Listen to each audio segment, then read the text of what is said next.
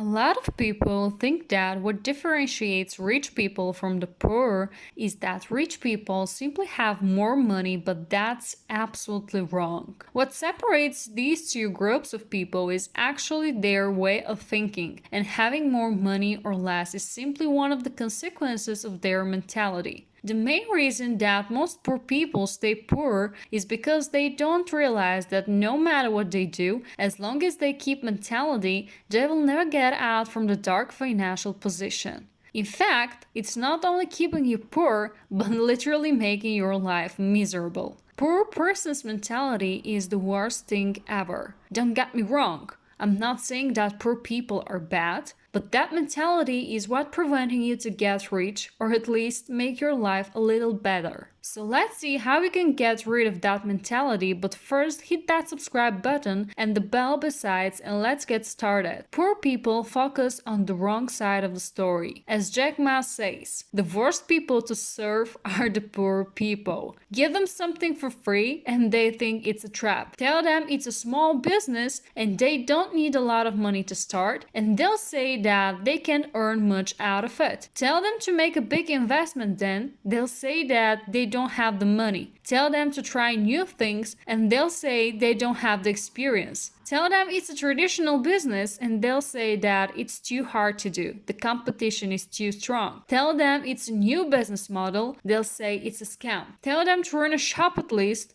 They'll say they will have to work 24/7 and won't have freedom. But they do have something in common. All of them, they love to ask Google, listen to friends who are as hopeless as them, they think more than a university professor and do less than a blind man. Just ask them what can they do? What can they do to improve their life? They won't be able to answer you. Instead of just thinking about it, why not do something about it? Poor people fail because on one common behavior. Their whole life is about waiting and complaining. They are waiting for that one in lifetime opportunity to make everything happen. They're waiting as if someone one day will come and hand them $1 billion and thank them for waiting all this time. Finally, they can enjoy their life. The only thing that matters are the results. What would you do if your boss comes and tells you, you know what? Last month we were at a loss. The market was down, so we are not going to pay you this month.